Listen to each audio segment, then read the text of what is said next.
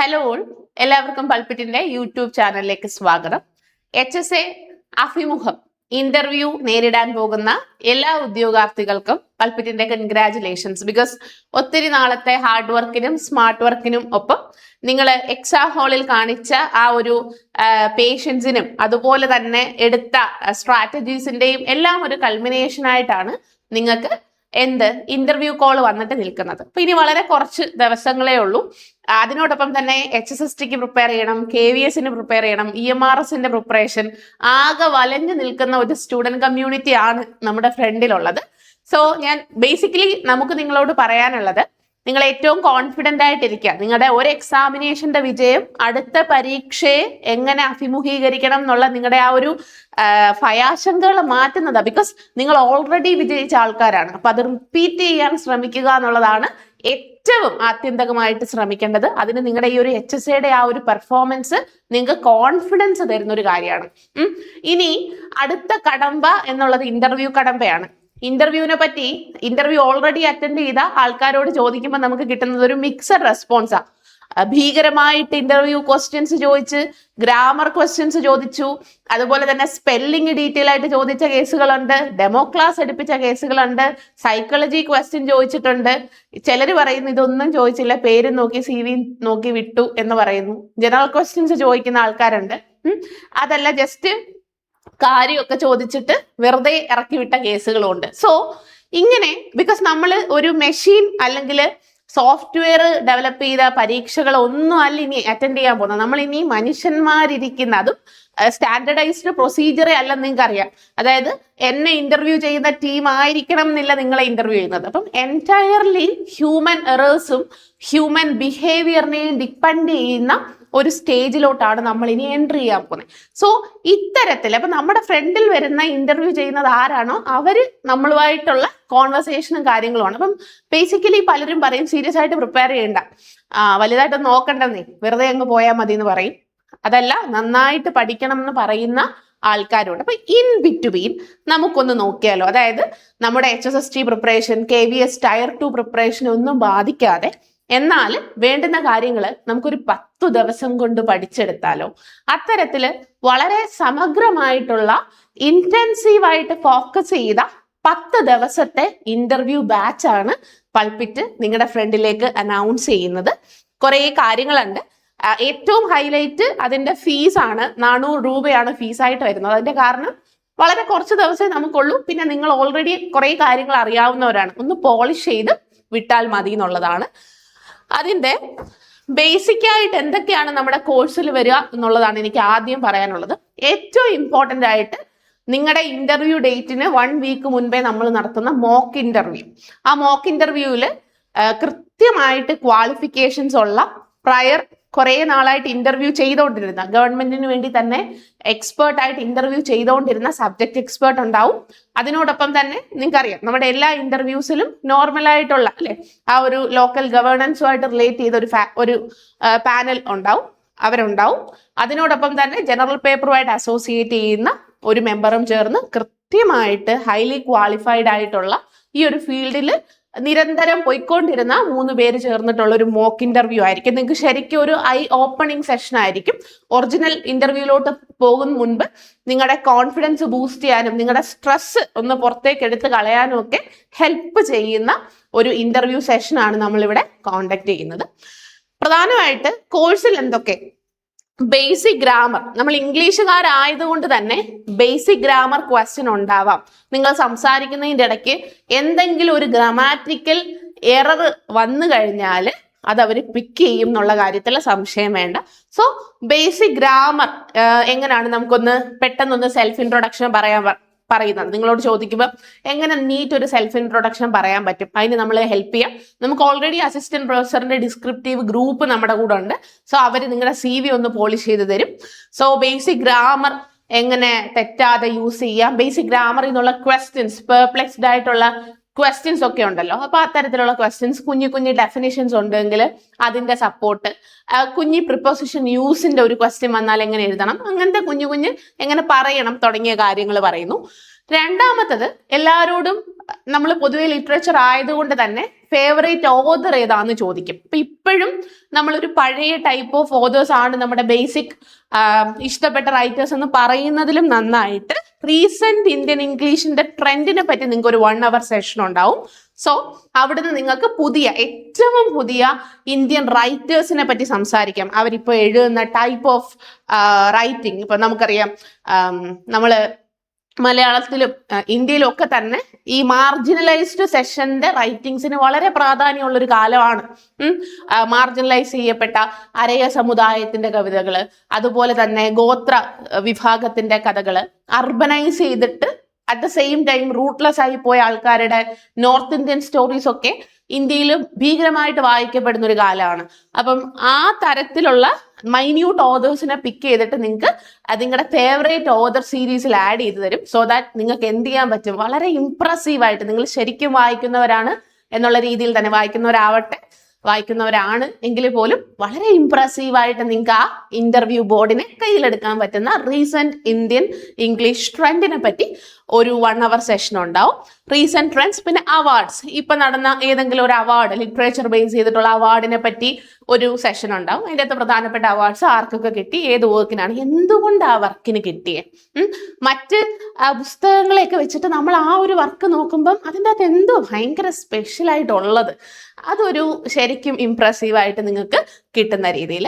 അപ്പം ഇത്തരത്തില് ബേസിക് കാര്യങ്ങളൊക്കെ, പിന്നെ എപ്പോഴും നമ്മൾ അറിയാം, ഞാൻ പറഞ്ഞല്ലോ നമ്മുടെ ഒരു ഇന്റർവ്യൂ ചെയ്യുന്ന പാനലിൽ ഒരാൾ പുറത്തുനിന്നുള്ള ആളായിരിക്കും. ഇപ്പൊ പുള്ളിക്കാരന് ലിറ്ററേച്ചർ എന്ന് പറഞ്ഞാൽ ഷേക്സ്പിയർ ആയിരിക്കും ഓഫ് കോഴ്സ്. അപ്പൊ അത്തരത്തിലുള്ള ഈ ക്ലാസിക് ഓതേഴ്സിനെ പറ്റി 1 hour സെഷൻ ഉണ്ടാവും. ഈ അടുത്ത് നടന്ന ഗസ്റ്റ് ഇന്റർവ്യൂവിനും ഷേക്സ്പിയറിന്റെ ക്യാരക്ടേഴ്സിന്റെ പ്രത്യേകതയാണ് ചോദിച്ചത്.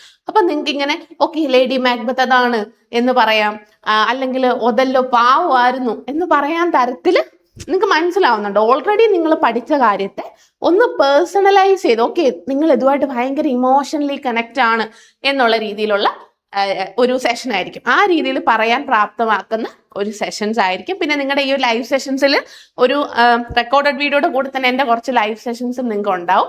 അങ്ങനെ അത്തരത്തിലുള്ള ഒരു എൻഗേജ്മെന്റ് ആണ് നമ്മൾ ഈ ഒരു ഇന്റർവ്യൂ പ്രിപ്പറേഷൻ കോഴ്സിലൂടെ ഉദ്ദേശിക്കുന്നത്. പിന്നെ നിങ്ങളോട് ബേസിക് ക്വസ്റ്റ്യൻ ചോദിക്കും, ഒരു ക്ലാസ് റൂമിന്റെ സിറ്റുവേഷൻ വന്നാൽ നിങ്ങൾ എങ്ങനെ ഹാൻഡിൽ ചെയ്യും, അല്ലെങ്കിൽ ക്ലസ്റ്റേഴ്സിനെ പറ്റിയുള്ള നിങ്ങളുടെ അഭിപ്രായം എന്തോ. അപ്പൊ നിങ്ങൾ പെട്ടെന്ന് കയറി പറയൂ, ക്ലസ്റ്റേഴ്സ് ഒരു വേസ്റ്റ് ഓഫ് ടൈം ആ സാറേ, അത് കാരണം ടീച്ചേഴ്സിന് പ്രോപ്പറായിട്ട് പഠിപ്പിക്കാൻ പറ്റുന്നില്ല എന്ന് പറഞ്ഞാൽ തീർന്നില്ലേ. അപ്പം അതല്ല, ക്ലസ്റ്റേഴ്സ് ബേസിക്കലി ഇപ്പൊ നമ്മുടെ മോഡേൺ എഡ്യൂക്കേഷൻ സിസ്റ്റം നോക്കിക്കഴിഞ്ഞാൽ ക്ലസ്റ്റേഴ്സ് കാരണം അധ്യാപകർക്ക് പ്രോപ്പറായിട്ട് വർക്ക് ചെയ്യാൻ പറ്റുന്നില്ല. സ്റ്റിൽ അത് വാല്യുബിൾ ആണ് എന്നുള്ള രീതിയിൽ ബാലൻസിങ് എങ്ങനെ നടത്താം. അപ്പം ഇന്റർവ്യൂവിൽ എപ്പോഴും നിങ്ങൾ ഈ ബാലൻസിങ് നടത്തി ആൻസർ പറയുമ്പോഴാണ് അവർക്ക് നിങ്ങൾ കുറച്ചുകൂടെ ഫെയർ ആയിട്ട് തോന്നുക. അറ്റ് ദ സെയിം ടൈം നിങ്ങൾ 2 വള്ളത്തിലും കാല് നിൽക്കുന്നവരാണ് എന്ന് തോന്നുകയും ചെയ്യരുത്. ഓക്കെ, സോ ആ ബാലൻസിങ് എങ്ങനെ നടത്താം. അതുപോലെ തന്നെ നമ്മുടെ ഇപ്പോഴത്തെ മിഡ് ഡേ നൂണിൽ അധ്യാപകര് പങ്കെടുക്കുന്നതിനെ പറ്റി എന്താണ് അഭിപ്രായം, അല്ലെങ്കിൽ സർവീസിൽ അധ്യാപകർ പങ്കെടുക്കുന്നതിനെ പറ്റി, ന്യൂ എഡ്യൂക്കേഷൻ പോളിസിയെ പറ്റി എന്താ നിങ്ങളുടെ അഭിപ്രായം, മേർജിങ് വരണം. അപ്പൊ അവിടെ ചെന്നിരുന്ന് ഇങ്ങനെ മേർജിങ് വന്നാൽ കൊള്ളാം എന്ന് പറയുന്നതിനും അപ്പുറത്തേക്ക് ഓക്കെ ദിസ് ഈസ് മേർജിങ്, അപ്പം ഇത് വന്നാൽ ഇന്ന പോസിറ്റീവ്സ് ഉണ്ട്, അല്ലെങ്കിൽ ഇംഗ്ലീഷിനെ വെച്ച് റിലേറ്റ് ചെയ്ത് ചോദിക്കാം. അപ്പൊ ആ രീതിയിലൊക്കെ നിങ്ങൾ ഭയങ്കര കിടിലമായിട്ട് നിങ്ങളെ പാക്ക് ചെയ്യുന്ന ഇംഗ്ലീഷ് അല്ലെങ്കിൽ ഇംഗ്ലീഷ് എഡ്യൂക്കേഷൻ റിലേറ്റഡ് ആയിട്ടുള്ള കുറേ ക്വസ്റ്റ്യൻ കാണും, ക്ലാസ് റൂം മാനേജ്മെന്റ് ആയിട്ട് റിലേറ്റ് ചെയ്ത കുറേ ക്വസ്റ്റ്യൻസ് കാണും. അതൊക്കെ നമ്മൾ ഈ പാക്കേജിൽ ഇൻക്ലൂഡ് ചെയ്ത് വരുന്നുണ്ട്. പിന്നെ ഡെമോ ലെസൺ പ്ലാൻ ഒരെണ്ണം നമ്മൾ തരും. അതായത് ലെസൺ പ്ലാൻ പൊതുവെ ചോദിക്കാറില്ല, പക്ഷെ ഈ MEd ടീച്ചേഴ്സ് ആരെങ്കിലും ഈ ഗ്രൂപ്പിലോട്ട് ഉണ്ടെങ്കിൽ അവർ ചോദിക്കും വാട്ട് ഈസ് അഡ്വാൻസ് ഓർഗനൈസർ. അപ്പം നമ്മൾ പണ്ട് എഴുതിയിട്ടുണ്ട്, പക്ഷെ നമ്മൾ മറന്നുപോയി. അപ്പം അത് മാത്രമല്ല, നമുക്ക് തിയറി അല്ല വേണ്ടേ, എങ്ങനെ ലിറ്ററേച്ചറിൽ ക്ലാസ് റൂമിലേക്ക് അഡ്വാൻസ് ഓർഗനൈസർ കൊണ്ടുവരാം. ആ ആസ്പെക്റ്റിൽ നിങ്ങൾക്ക് കുഞ്ഞൻ ക്ലാസ്സുകൾ കാണും. പിന്നെ ഞാൻ പറഞ്ഞല്ലോ, നമ്മുടെ CV നമ്മുടെ ഒരു ഹെൽപ്പ് കാണും, നമ്മളായിട്ട് കുറച്ച് CV ഇംപ്രൂവ് ചെയ്ത് തരും. പിന്നെ ബേസിക് ഒരു ക്ലാസ് എങ്ങനെ എടുക്കാം, നിങ്ങളോട് പെട്ടെന്ന് പറയുവാണ് 8ാം ക്ലാസ്സിലെ ഒരു പുസ്തകത്തിൽ നിന്ന് HSA ആണല്ലോ, ചാപ്റ്റർ ഓപ്പൺ ചെയ്ത് തുടങ്ങാൻ പറഞ്ഞ് ഏതെങ്കിലും ഒരു പാഠം എങ്ങനെ ഓപ്പൺ ചെയ്ത് തരാമെന്ന് നമ്മൾ നിങ്ങൾക്ക് പറഞ്ഞു തരും. എനിക്കറിയാം, നിങ്ങൾക്ക് ഇതൊക്കെ അറിയാം, നിങ്ങൾ ഭയങ്കര പ്രൊഫഷണൽ ടീച്ചേഴ്സ് ആണ്. പക്ഷെ സ്റ്റിൽ ഇതൊക്കെ ഒന്ന് പ്രിപ്പയർ ചെയ്തിട്ട് അങ്ങോട്ട് പോകുമ്പോൾ, അന്ന് രാവിലെ പോകുമ്പോൾ നമുക്കൊരു എനർജി ആണ്, എൻ്റെ അടുത്ത് എന്ത് ചോദിച്ചാലും ഞാൻ പറയും. അപ്പൊ ആ കോൺഫിഡൻസിന് വേണ്ടിയിട്ടാണ്. ഇതെല്ലാം ചോദിക്കണം നിർബന്ധമില്ല, ഇതൊന്നുമേ ചോദിച്ചില്ലെന്നും വരാം. ബട്ട് സ്റ്റിൽ നമ്മൾ അന്ന് രാവിലെ പോകുന്ന നമ്മുടെ ആ ഒരു കോൺഫിഡൻസ്, അതിന് വേണ്ടിയിട്ടാണ് നമ്മളൊരു ഡെമോ ക്ലാസ് തരും. നിങ്ങൾക്ക് ചാപ്റ്റേഴ്സ് ഒക്കെ ഒന്ന് പരിചയപ്പെടുത്തി 8ന്റെയും 9ന്റെയും 10ന്റെയും പുസ്തകങ്ങളൊക്കെ ഒന്ന് പരിചയപ്പെടുത്തി തരും. ഓക്കെ, പിന്നെ ലെസൺ പ്ലാന്റെ കാര്യം പറഞ്ഞു. പിന്നീട് അടുത്തത് വളരെ ഇമ്പോർട്ടൻ്റ് ആയിട്ടുള്ള question, how to deal with complex situations. ഇപ്പൊ നിങ്ങൾക്കറിയാം നമ്മുടെ ഇന്റർവ്യൂ ബോർഡിൽ കാലാകാലങ്ങളായിട്ട് കുറച്ചെങ്കിലും ഈഗോയിസ്റ്റിക് ആയിട്ടുള്ള മനുഷ്യർ ഇരിക്കാറുണ്ട്. അപ്പൊ ഇങ്ങനത്തെ ഉള്ള ഒരാൾ ഇരുന്നാല് അവർ ആദ്യം ചെയ്യുന്നത് എന്തുമായിരിക്കും? നിങ്ങളുടെ കോൺഫിഡൻസിനെ ടക്കേന്ന് ഇല്ലാതാക്കുന്ന എന്തെങ്കിലും ഒരു ക്വസ്റ്റ്യൻ ചോദിക്കും. അതോടുകൂടി തീർന്നു നമ്മുടെ BEdും നമ്മുടെ കേറ്ററ്റ് കാറ്റഗറി 3യും നമ്മുടെ നെറ്റും സെറ്റും നമ്മുടെ 10 വർഷത്തെ ടീച്ചിങ് എക്സ്പീരിയൻസ് എല്ലാം അവിടെ അങ്ങ് വീഴും. നമുക്ക് പിന്നെ ഒരു ധൈര്യവും കാണത്തില്ല. പിന്നെ നമ്മളിങ്ങനെ പരതും. അത് കഴിഞ്ഞിട്ട് വരുന്ന എല്ലാ ക്വസ്റ്റ്യൻസും നമുക്ക് തെറ്റും. അപ്പം അതിനെ ബാലൻസ് ചെയ്യാൻ, കോംപ്ലക്സ് സിറ്റുവേഷൻസിനെ ബാലൻസ് ചെയ്യാൻ എങ്ങനെ പറ്റും? ലൈക്ക് നിങ്ങളിപ്പോൾ അബദ്ധത്തിൽ നിങ്ങളുടെ സ്ലിപ്പ് ഓഫ് ടങ് ആയിട്ട് ഒരു വേർഡ് മിസ്പ്രൊനൗൺസ് ചെയ്തു, അല്ലെങ്കിൽ ഒരു വേർഡ് ചിലപ്പോൾ നിങ്ങൾ പറഞ്ഞത് ഗ്രാമാറ്റിക്കലി തെറ്റാം, അല്ലെങ്കിൽ ഇപ്പം നിങ്ങളുടെ CV കണ്ടിട്ട് അവർ ചോദിക്കുക 15 വർഷമായിട്ട് ഗസ്റ്റായിട്ട് നിൽക്കുമോ അല്ലയോ, വേറെ ഒന്നും കയറിയില്ലയോ ഇതുവരെ, അല്ലെങ്കിൽ വേറെ ജോലിയൊന്നും എഴുതിയില്ലയോ, വേറെ PSC എക്സാംസ് ഒന്നും എഴുതുന്നില്ലേ? ഇങ്ങനത്തുള്ള ക്വസ്റ്റ്യൻസ് നമ്മളെ ഭയങ്കരമായിട്ട് ഇമോഷണലി ഡ്രാഗ് ചെയ്യും. അത്തരത്തിലുള്ള ക്വസ്റ്റ്യൻസ് ചോദിക്കാം. കഴിഞ്ഞ ഒരു ഗസ്റ്റ് ഇന്റർവ്യൂവിന് തന്നെ ലിറ്റ്ക്രിറ്റിന്റെ വലിയ, സ്റ്റിൽ റിമെമ്പർ, ലിറ്റ്ക്രിറ്റിൽ ഒത്തിരി പബ്ലിക്കേഷൻസ് ഉള്ള ഒരു കുട്ടി ഇന്റർവ്യൂവിന് ചെയ്യുന്നു. അപ്പൊ ലിറ്റ്ക്രിറ്റ് എന്ന് പറഞ്ഞാൽ നമുക്കറിയാം കേരളത്തിൽ അവൈലബിൾ ആയിട്ടുള്ള ഏറ്റവും വലിയ ജേർണലാണ്, UGC അംഗീകരിച്ച ജേർണലാണ്. അപ്പൊ വളരെ പ്രൗഡായിട്ടാണ് ഇതും കൊണ്ട് അങ്ങോട്ട് ചെല്ലുന്നത്. അപ്പൊ പറയും, ഇത് ഏത് ജേർണലാണ് ഇതുമായിട്ട് എന്തോ ബന്ധം, അല്ലെങ്കിൽ അങ്ങനത്തെ ക്വസ്റ്റ്യൻസ് ചോദിക്കുമ്പം നമ്മൾ ഭയങ്കരമായിട്ട് പെർപ്ലെക്സ്ഡ് ആയി പോകും. അപ്പൊ അത്തരത്തിലുള്ള കോംപ്ലക്സ് സിറ്റുവേഷൻസിനെ എങ്ങനെ ഡീൽ ചെയ്യാം എന്നുള്ളതാണ് 1 hourലെ സെഷൻ എന്ന് പറയുന്നത്. പിന്നെ പൊതുവെ വരുന്ന കോമൺ മിസ്റ്റേക്സ്, ഇന്റർവ്യൂവിൽ നമ്മുടെ കുട്ടികൾ വരുത്തുന്ന സാധാരണ സംഭവിക്കുന്ന കോമൺ മിസ്റ്റേക്ക്, കയറി വരുന്നിടം തൊട്ട് അങ്ങോട്ട് പോകുന്നതും സർട്ടിഫിക്കറ്റ്സ് അടുക്കുന്നതും റിലേറ്റഡ് ആയിട്ടുള്ള അവിടെ ചെല്ലുമ്പോൾ നിങ്ങൾക്ക് പൂരിപ്പിക്കാൻ തരുന്ന ഫോറം ഫില്ല് ചെയ്യുന്നതുമായിട്ടുള്ള കോമൺ മിസ്റ്റേക്സ്. അതുപോലെ തന്നെ ഡ്രസ്, യൂഷ്വലി എല്ലാവരും പറയും സിമ്പിൾ ക്ലോത്ത് മതി, ചുരിദാർ എന്നൊക്കെ തന്നെയാണ് ഇട്ടുകൊണ്ട് പോകുന്നത്. ഫോർമലായിട്ട് പോയാൽ അത്രയും കൊള്ളാം എന്നേ ഉള്ളൂ. എങ്കിൽ പോലും ഒത്തിരി ഫ്രിൽസും ഭയങ്കരമായിട്ട് വേറൊരു അപ്പിയറൻസിലോട്ട് പോകാതിരിക്കാം. ഒരുങ്ങി പോവുക എന്ന് പറയുമ്പോൾ ഒത്തിരി അർത്ഥങ്ങളുണ്ടല്ലോ. സോ ഫോർമൽ ഒരു സ്റ്റൈൽ നമ്മൾ സജസ്റ്റ് ചെയ്ത് തരും. അതിനോടൊപ്പം തന്നെ ജനറൽ പേപ്പറിൽ നിന്ന് ക്വസ്റ്റ്യൻ വരാം. അപ്പൊ നമ്മൾ ഈ HSC എക്സാമിന് വേണ്ടി പഠിക്കുന്ന സമയത്ത് കറണ്ട് അഫെയർ അല്ലാതെ നമുക്ക് ഒരു ബന്ധവും ഇല്ല. ഇവിടെ നടക്കുന്ന കാര്യങ്ങൾ, നമ്മുടെ സ്കൂളുകളിൽ, പൊതു സ്കൂളുകളിൽ നടക്കുന്ന കാര്യങ്ങൾ, അവിടുത്തെ ഫണ്ടിങ് കാര്യങ്ങൾ, ഒപ്പം നമ്മുടെ എഡ്യൂക്കേഷൻ മിനിസ്റ്റർ, രണ്ടിടത്തെ എഡ്യൂക്കേഷൻ മിനിസ്റ്ററിന്റെ പേര്, ഡീറ്റെയിൽസ്, അത്തരത്തിലുള്ള ജനറൽ പേപ്പർ ആയിട്ടുള്ള ക്വസ്റ്റ്യൻസ് നിങ്ങൾക്ക് നമ്മൾ ഡിസ്കസ് ചെയ്ത് തരും. ലാസ്റ്റ് നമ്മൾ കണ്ടക്ട് ചെയ്യുന്ന മോക്ക് ഇന്റർവ്യൂ. അപ്പോൾ വളരെ സമഗ്രമായിട്ട് ഡിസൈൻ ചെയ്ത് നിങ്ങൾ പിന്നെ ഒന്നും പേടിക്കണ്ട. ബിക്കോസ് നിങ്ങൾക്ക് ഓൾറെഡി കോണ്ടന്റ് അറിയാം. പ്ലസ് നിങ്ങളുടെ എല്ലാ ഭയങ്ങളെയും മാറ്റി നിർത്തി നിങ്ങളെ പ്രോപ്പറായിട്ട് പ്രിപ്പയർ ചെയ്യുന്നത്. വളരെ കുറച്ച് സ്റ്റുഡൻസ് ആവുമ്പോൾ നമ്മൾ ബാച്ച് തിരിച്ച് വിടാണ്. ഓരോ അഡ്മിഷനും നമുക്ക് വളരെ സന്തോഷമാണ്. വളരെ പ്രിവിലേജ് ഇൻ ദ സെൻസ് പഠിച്ച റാങ്ക് ലിസ്റ്റിൽ വന്ന, കഷ്ടപ്പെട്ടിട്ട് വന്ന കുട്ടികളാണ്. അതുകൊണ്ടാണ് ഫീസ് 2000-3000 ഒന്നും വെക്കാതെ നമ്മൾ ഇത്രയും കുറച്ച് വെച്ചേക്കുന്നത്. നിങ്ങൾ കോഴ്സിൽ ജോയിൻ ചെയ്യുവാണെങ്കിൽ ആ ഫൈനൽ റൗണ്ട് ട്രിമ്മിങ് കഴിഞ്ഞ് നമ്മൾ നിങ്ങളെ അങ്ങോട്ട് പ്രസന്റബിൾ ആക്കി പുറത്തോട്ട് വിടും. സോ അഡ്മിഷൻ എടുക്കാൻ താല്പര്യം ഉണ്ടെങ്കിൽ താഴെ കാണുന്ന നമ്പറിൽ കോൺടാക്ട് ചെയ്യും. Thank you.